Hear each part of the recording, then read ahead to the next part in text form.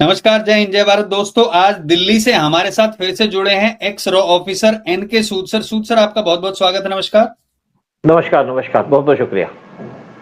सूद sir, आतिशी मारलेना अब jail में जाने वाली है। ये पता नहीं ऐसा क्या मुहूर्त है, जो भी दिल्ली का मुख्यमंत्री बनता है उसको जेल की सैर करनी ही पड़ती है। किस मामले में अब आतिशी के ऊपर इल्जाम लगा है और शिकायत भी दर्ज हो गई है, तो अब देखते हैं कि कब उसको जेल में डाला जाएगा। लेकिन उससे पहले सूद सर, केजरीवाल ने जो कहा है वो थोड़ा सा सुनवाते हैं, उसके बाद फिर हम आगे बढ़ेंगे और आतिशी के बारे में बात करेंगे। तो एक छोटी सी वीडियो पहले चला देता हूं मैं। जी, उन्होंने देखा है कि अगर सरकार ईमानदार हो जाए तो क्या कुछ नहीं हो सकता। देश की राजनीति में आम आदमी पार्टी एक ताजा हवा का झोंका है, इसे आगे बढ़ाना है। दिल्ली में हुए कामों को रुकने नहीं देना, इन्हें आगे बढ़ाना है। अभी और बहुत काम करने बाकी हैं। आम आदमी पार्टी देश की अकेली उम्मीद है, इस उम्मीद को कायम रखना है। तो सूद सर, ये उम्मीद को कायम रखना है, ये कैसी उम्मीद है? ये केजरीवाल की जो जो चीजें कह रहा है ऊपर दिखाई दे रहा है वो तो। बिल्कुल बिल्कुल बिल्कुल। मैं कहता हूँ आदमी की बेशर्मी की हद हो जाती है। मतलब इतना बेशर्म आदमी, इतना झूठा आदमी। खैर, आज ये तो बड़ी अच्छी बात है, किसी ने देखा नहीं ऐसा आदमी। हम्म हम्म हाँ, बोलिए बोलिए, इसके बारे में बताइए पहले, उसके बाद फिर आगे बढ़ते हैं, फिर आतिशी के बारे में बात करेंगे। जो ये दावे कर रहे हैं और जो बॉडी लैंग्वेज से जो दिखाई दे रहा है कि ये डरे हुए से, हारे हुए से लग रहे हैं, क्या इनको भी पता है आतिशी जेल जाने वाली है? नहीं, इनको ये भी पता आतिशी जेल जाएगी, तभी इन्होंने गद्दी छोड़ी है। और इनको ये पता दोबारा ये जेल में जाएंगे। वैसे भी अब जो ईमानदारी की बात करते हैं, शराब घोटाले में जेल गए हैं, 6 महीने जेल रह के आए हैं, उनको बेल मिली है। बेल मिलने के बाद फिर जेल जाएंगे। इनके साथी जो थे, कोई 1.5 साल, कोई 2 साल जेल में रह के आए।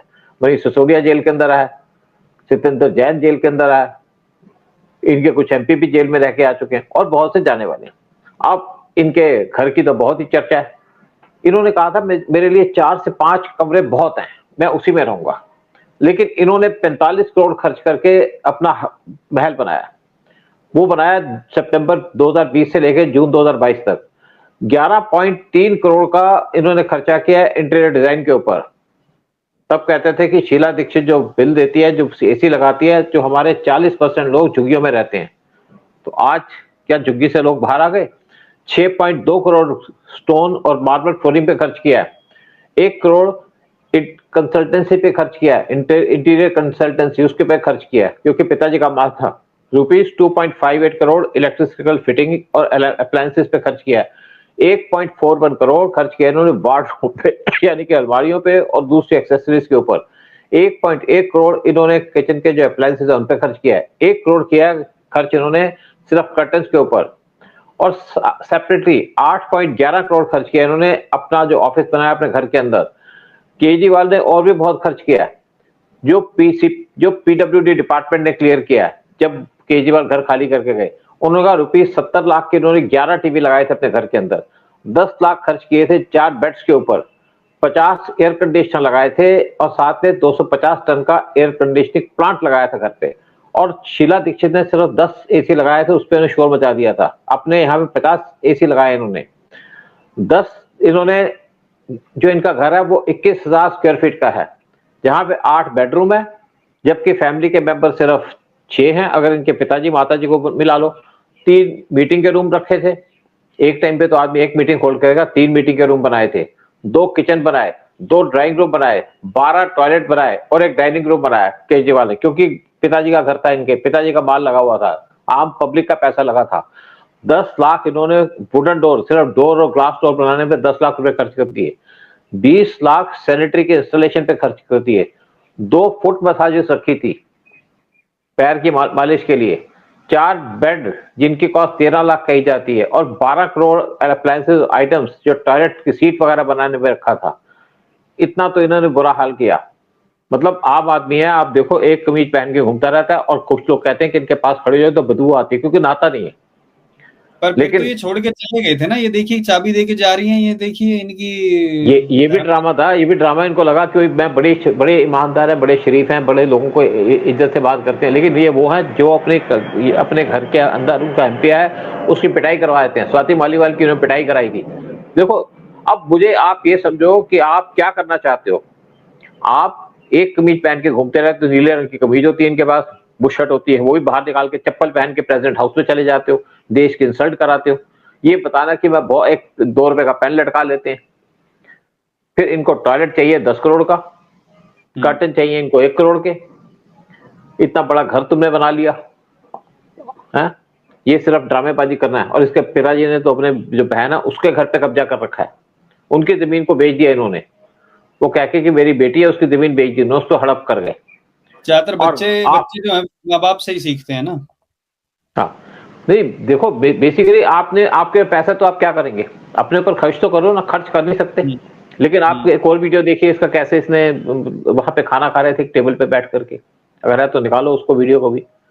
बिल्कुल उसको भी दिखाएंगे। पहले एक बार आगे बढ़ते हैं और आतिशी का बारे में बताते हैं यहाँ सबको कि आतिशी मारलेना वो कैसे छठ पूजा का वहां पे फोटो शूट आउट के लिए पहुंची थी, लेकिन अब पहुंचने के बावजूद उस पर शिकायत दर्ज करा दी गई है और गिरफ्तार करने की मांग की गई है। देखिए ये मैक्सिस्ट हैं, ये कोई धर्म पे ऐसे मानती नहीं है, लेकिन अभी चुनाव होने हैं तो बेचारी को वहां पे जाना पड़ा वहां पे, क्योंकि ये लोग तो कहते हैं, आपने देखा होगा मनीष सिसोदिया वो टीका पोंछ देते हैं, तो ये संजय है जो इनके संजय सिंह है वो कहते हैं राम के नाम पे भी, उस पे भी उनको आपत्ति होती है।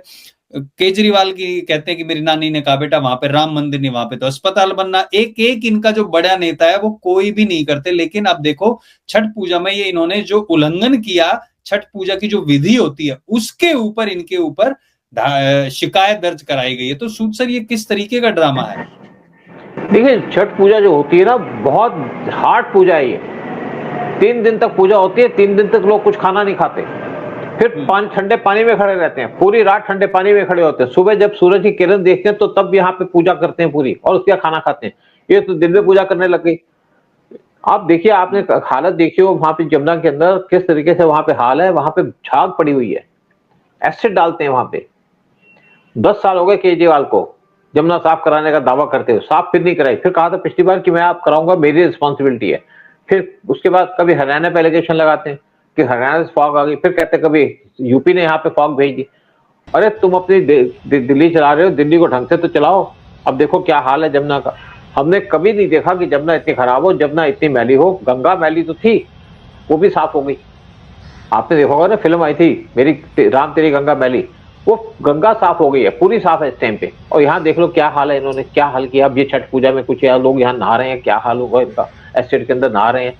और केजरीवाल कहते हैं मैंने दिल्ली में बहुत काम कर दिया, दिल्ली में सिर्फ आम आदमी पार्टी है जो काम कर सकती है, ये काम कर रही है। मतलब इस आदमी को शर्म तक नहीं आती कि मैं क्या बोल रहा हूँ, क्या कह रहा हूँ, सब कुछ सामने है। फिर मुझे वो समझ नहीं आता कि क्यों लोग इनको वोट देते हैं। मुसलमान तो दे वोट, उन्हें तो देना जो हिंदुओं के खिलाफ वोट देगा, उस पर तो काम करेंगे। लेकिन हिंदू भी वोट देते हैं कुछ, वो इसलिए कि देश से खुंदक खाते हैं, देश से जलन है उनको। इवन मैं आपको बताऊं कि मेरे कुछ कुलीग रहे हैं, वो भी आम आदमी पार्टी को देते हैं कि वो मोदी से खुंदक खाते हैं। एक कहता है कि मुझे मोदी ने एमपी नहीं बनाया, इसलिए मैं मोदी को वोट नहीं दूंगा। लोगों की ऐसी ऐसी डिमांड्स हैं। और आप केजरीवाल से क्या उम्मीद करते हो, जिस आदमी ने इतना पैसा खर्च कर दिया सिर्फ घर बनाने में। दिल्ली से जितने भी लोग थे, दिल्ली के अंदर केजरीवाल ने झुग्गियों के अंदर जो यूपी और बिहार के लोग थे उनको निकाल करके यहाँ पे मुसलमानों को, रोहिंग्या और बांग्लादेशियों को बसा दिया।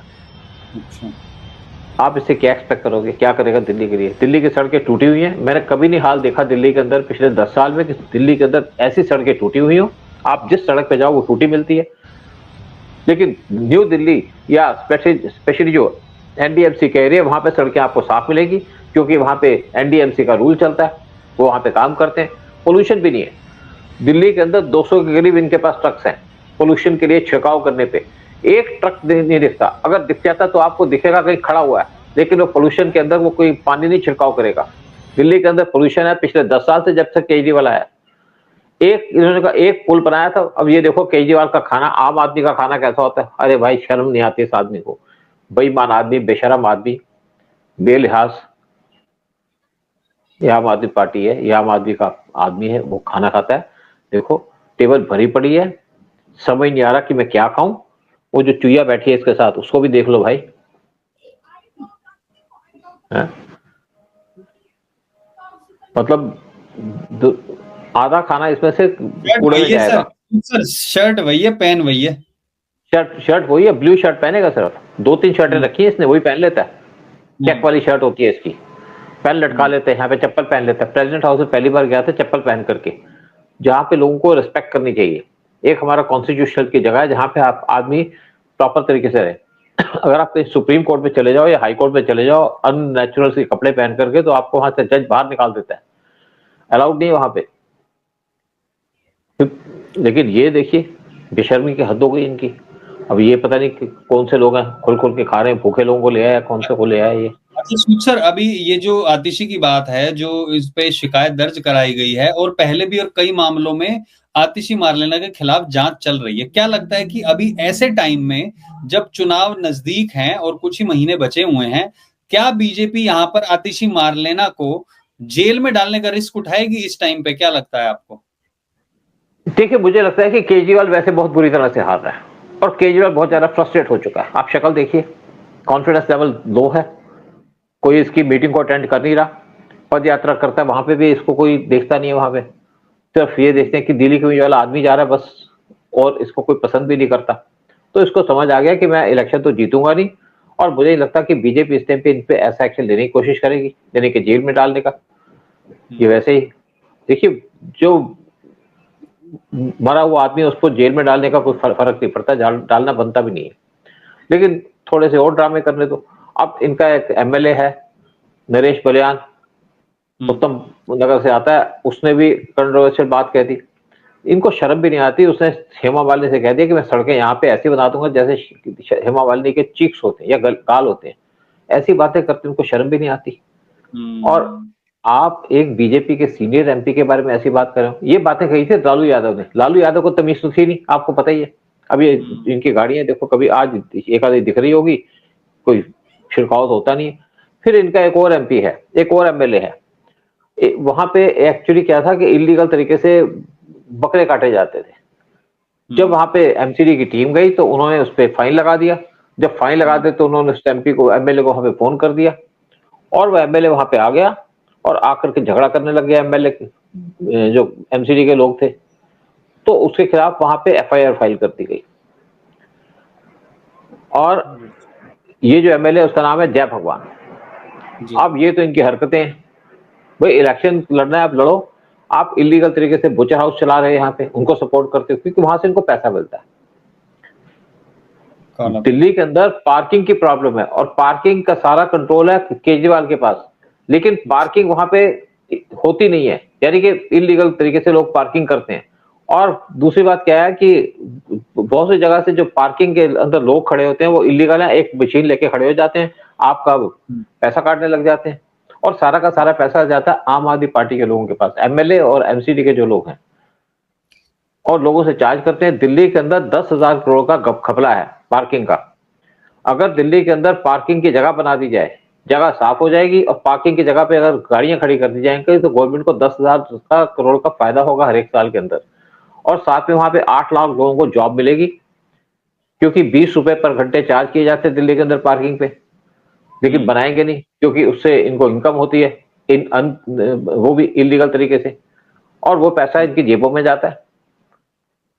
मतलब कुल मिला के समस्याएं कई हैं, जैसे कि पानी की, सड़क की। अभी सड़क की तो इन्होंने कहा था, बाहर आते ही कहा था कि अब बीजेपी ने मुझे जेल में डाल दिया था, सड़कें नहीं बनी थी, अब मैं सारी सड़कें बनवाने का मैंने ऑर्डर दे दिया। अरे भैया, पीडब्ल्यूडी की ये तो ये थी ना, ये आतिशी मारलेना थी, इसने सड़कें क्यों नहीं बनवाई? फिर ये टैंकर माफिया चल रहा था इनका दूसरी तरफ। फिर कभी इनकी जो अस्पताल में जो इन्होंने मोहल्ला क्लिनिक का नाम दिया, वहां पर 1 लाख से भी ज्यादा फर्जी टेस्ट पाए गए थे, जिसमें एक ही नंबर को रिपीट किया गया था। तो मतलब जिन जिन चीजों की बात करते हैं, शिक्षा की बात करते हैं, शिक्षा में वहां पे जो 9वीं 10वीं के जो बच्चे हैं जो फेल हो रहे हैं, उनका रेट सबसे ज्यादा बढ़ गया। जो इतनी बढ़िया शिक्षा नीति की बात करते हैं, यानी कि शिक्षा नीति अच्छी होगी तो बच्चे ज्यादा अच्छे से पढ़ेंगे और ज्यादा मात्रा में पास होंगे। हम ये नहीं कहते कि पास कर दो सबको, लेकिन बच्चे पढ़ नहीं पा रहे हैं, यानी कि ये कह रहे हैं कि हमने शिक्षा इतनी अच्छी कर दी है लेकिन फिर भी बच्चे पास नहीं हो पा रहे हैं। तो जो जो चीजें काम गिनवा रहे हैं वो हर तरीके से हर मोर्चे पर ये फेल नजर आ रहे हैं, लेकिन फिर भी लोगों के सामने आके वोट मांग रहे हैं। अब एक और चीज जो अभी आप थोड़ी देर पहले कह रहे थे कि 18 साल से ज्यादा की लड़कियों को ये पैसा देने की भी बात कर रहे हैं। क्या लगता है कि इनकी इन छोटी छोटी ये जो अभी कोशिश कर रहे हैं, इनसे कोई फर्क पड़ेगा दिल्ली की जनता को? आप दिल्ली में ही है, क्या लगता है कि अब की बार 70 में से कितनी सीटें ये लोग निकाल सकते हैं? देखिए, इनको कुछ मुस्लिम हो सकता है वोट दे देते हैं, कुछ डिस्कंट्रोल्ड आदमी है वो इनको वोट दे दे, तो इनको जो, क्योंकि पावर में उनको फायदा तो होता है। एक बार मैं अटल बिहारी वाजपेयी से बात कर रहा था, मैं 80s की बात कर रहा हूँ, तो कुछ बात की हमने कुछ इलेक्शन के बारे में, क्योंकि उनसे बड़ी रेगुलर बात होती थी प्रॉपर तरीके से। तो मैंने कहा सर ऐसा हो रहा है, कहते हैं देखिए ऐसा है, जो पार्टी पावर में होती है उसको 10% तो बेनिफिट होता ही है, उसके बाद मशीनरी होती है, लेकिन हम वो एक्सेप्ट करके चलते हैं, हम होंगे तो हम भी यही करेंगे। तो यहाँ पे जो उम्मीद लगाई जा रही है आम आदमी पार्टी को वो है 8-10 के आसपास इनको सीटें, 8 से 10 वो सीटें मिल सकती हैं। कांग्रेस को यहाँ से 15 से 20 सीटें मिल सकती हैं, क्योंकि इस टाइम पे मुस्लिम कांग्रेस को वोटें देंगे। अब वो भी अपना कंटेंट करना चाहते हैं, इलेक्शन लड़ना चाहते हैं प्रॉपर तरीके से। पिछली बार वाली गलती तो करेंगे नहीं, क्योंकि अगर कांग्रेस ने वो गलती कर दी तो कांग्रेस से सारे लीडर भाग जाएंगे, कांग्रेस को छोड़ करके बीजेपी या किसी और पार्टी को ज्वाइन कर लेंगे। और तो इसमें यही उम्मीद लगाई जा रही है 70 में से इस टाइम पे बीजेपी 40 के करीब सीटें आराम से जीतेगी, 40 से 45 सीटें बीजेपी जीतेगी, ये इस टाइम पे ट्रेंड चल रहा है और इसकी पूरी उम्मीद लगाई जा रही है। क्योंकि इस टाइम पे जो बीजेपी ने पहली गलतियां की थी 2020 में, तो इसको वोटिंग जब 2015-13 में इलेक्शन हुआ था, 2015 में जो इलेक्शन हुआ था उसमें तो केजरीवाल को वोट मिल गई कि ये बड़ा ईमानदार आदमी है, कुछ काम करेगा। लेकिन जो 2020 में इलेक्शन हुआ था वहां पे इसको फ्री बीस उससे फायदा हो गया। दूसरी तरफ कांग्रेस ने कोई कैंडिडेट नहीं खड़ा किया इनके सामने। तीसरी बात थी कि बीजेपी के अंदर उन्होंने जो खड़ा किया था अपना कैंडिडेट, सीएम का कैंडिडेट, वो किसी भी तरीके से कैपेबल नहीं था, किरण बेदी। और इस टाइम किरण बेदी, उससे लोग नाराज भी थे। तो इस टाइम पे बीजेपी कोई गलती नहीं करेगी जो पहली गलतियां की हैं, और इस टाइम पे बीजेपी के साथ आरएसएस भी खड़ी है, स्ट्रांगली खड़ी है, क्योंकि उसको भी समझ में आ गया कि कटेंगे तो बटेंगे, बटेंगे कटेंगे तो बटेंगे, आप बटेंगे तो कटेंगे, तो इसलिए वो भी साथ खड़ी है। और वैसे भी मोहन भागवत ने कई बार स्टेटमेंट दे दी। तो मुझे लगता है कि बीजेपी दिल्ली के अंदर बहुत अच्छा प्रदर्शन करेगी। वैसे भी मोदी या बीजेपी का बहुत ज्यादा इन्फ्लुएंस है उनकी नीति की वजह से, और दूसरी तरफ केजरीवाल इस टाइम पे एक्सपोज हो चुका है, करप्शन के चार्जेस पे एक्सपोज हो चुका है, कोऑपरेटिव एटीट्यूड की वजह से इनकी पार्टी के लोग इनको पसंद नहीं करते। कोई पार्टी में इस टाइम पे लोग रह नहीं रहे, क्योंकि इन्होंने क्या था कि अपनी पार्टी के लोगों को जॉब तक नहीं दिया, बहुत से जॉब क्रिएट कर सकते थे वो भी नहीं दिए, फिर इन्होंने कोई काम भी नहीं किया। अपने जो लोग थे, कार्यकर्ता थे, उनको हर जगह पे भर्ती किया, उन भर्तियों पे भी अभी कार्रवाई हो रही है और सारी चीजें परतें खुल रही हैं। जो 10,000 मार्शल थे इन्होंने हटा दिए, उसके बाद इल्जाम लगाया था कि एलजी ने साइन नहीं किए। अब एलजी ने कहा कि इनको पक्का करो, तो जैसे ही उन्होंने बोला ये फिर से सामने आ गए कि देखो हमने उनके सामने मुद्दा उठाया है। तो भैया तुमने हटाए क्यों थे? पहली बात वो नहीं, इसने कहा था मैं हर एक बस में मार्शल डिप्यूट करूंगा, कभी नहीं किया इन्होंने। फिर इन्होंने क्या था कि इन्होंने बहुत से लोगों को प्रॉमिस किया, तो लोगों को उम्मीद भी थी कि केजरीवाल आएगा तो हमको जॉब देगा। जो इनके वर्कर्स थे जिन्होंने इनके साथ 2015 में कैंपेन किया था, किसी को जॉब नहीं मिला, लेकिन जिसको जॉब मिला उसको पैसे देके जॉब मिला। इन्होंने कुछ अपने एडवाइजर लगाए थे जिनको पैसे देकर के जॉब दिया। इसी तरीके से बहुत से जो डिपार्टमेंट है वहां पे पैसे देके जॉब दिया, लेकिन जो वर्कर्स है उनको जॉब नहीं दिया, इसलिए सब नाराज है इनसे। और अब इनके पास वर्कर्स भी दिखते, जब पिछला इलेक्शन हुआ था तब भी इनसे वर्कर्स नाराज थे, लेकिन तब इन्होंने जो सिक्योरिटी एजेंसीज हैं जहां पे गार्ड्स प्रोवाइड किए जाते हैं या मैन पावर सप्लाई की जाती है, वहां पे पैसे देके उनसे लोग मंगाए अपने कैंपेन के लिए। लेकिन इस बार वो भी पॉसिबल नहीं है। जब पार्लियामेंट का इलेक्शन हुआ तो मैंने देखा था कि यहाँ पे कुछ ना ऐसे लोग थे जो पेड़ झुग्गी झोंपड़ी के लोग थे, उनको इकट्ठा करके पैसे लेके आए थे कैंपेन करने के लिए, झंडा पकड़ के 20-30 बच्चे थे, वो भी छोटे छोटे, वो भी बुरा हाल था। तो अब तो इनको वो भी नहीं मिलेंगे, बच्चे भी इनके साथ काम नहीं करना चाहते। तो केजरीवाल का हाल तो बुरा होने वाला है और केजरीवाल को समझ भी आ गया। लेकिन अफसोस केजरीवाल को सबसे ज्यादा यह है कि जो उनका शीश महल है, जो उन्होंने इतनी मेहनत से बनाया था, चोरी के पैसे का बनाया, वहां पे वो रह नहीं पाएंगे। 10-10 लाख के टॉयलेट बनाए। यही होगा ना, अभी अगर ये हार जाते हैं, अभी तो चलो किसी के सरकारी आवास में रह रहे हैं, लेकिन अगर ये हार गए तो इनको तो ठिकाना ढूंढना पड़ेगा। ये अपने बेटे को जो 10 लाख रुपए महीने के जो इनकी किस्त चल रही थी, हाँ ट्रेडमिल, अभी तो वो भी देखना है कि आतिशी मार लेना वहां रह रही हैं, तो क्या वो अभी भी किस्त जा रही है, क्या चल रहा है उसका, वो भी देखना। लेकिन एक और बात अंदर की बात यह है कि आतिशी मरलेना के लिए वहां पे सिर्फ 2 रूम खोले गए और एक उनके लिए खोला गया है मीटिंग का रूम, एक टॉयलेट खोला गया है और एक किचन खोली गई है, बाकी सबको लॉक कर दिया गया है, उसको परमिशन नहीं उनको यूज करने की। यानी कि जो इनके पास 10 या 12 जो इनके पास रूम है उनमें से 2 रूम खोले गए हैं आतिशी मरलेना के लिए, 2 किचन है उनमें से एक उसको दिया गया है, वहां 12 टॉयलेट है। आप देखिए घर के अंदर 12 टॉयलेट लगाए गए हैं, उसमें से आतिशी मरलेना सिर्फ एक टॉयलेट को यूज कर सकती है, बाकी सबको बंद कर दिया गया। और एक बार ये भी कहा जाता है 2015 में यहाँ पे 1 करोड़ से ज्यादा बिजली का बिल आया था इस घर का। अब मुझे नहीं पता उसको कैसे दिया केजरीवाल ने, लेकिन अब केजरीवाल के जाने का टाइम आ गया है जाने का, अब कुछ ही महीने बिल्कुल बचे हुए हैं, उसके बाद ये दर दर की ठोकरें खाएंगे या क्या करेंगे, कौन इनको रखेगा, किस घर में रहेंगे ये। आप वैसे इसके बेटे ने बहुत कमा लिया, वो तो एक झटके में करोड़ों का घर खरीद सकता है। आई डोंट थिंक इनको कोई प्रॉब्लम होनी चाहिए। एक बात बताओ कि इसने कम कमाया पैसा, केजरीवाल ने? कमी है इसके पास पैसे की? और दिखा नहीं सकता ना, वो दिखा नहीं सकता, तो इसको तो बेसिकली आदत वही है एक कमीज पहनने की। अब अच्छे कपड़े तो पहन नहीं सकता ये, लेकिन अब आदत पड़ चुकी है महंगी गाड़ियों में घूमने की।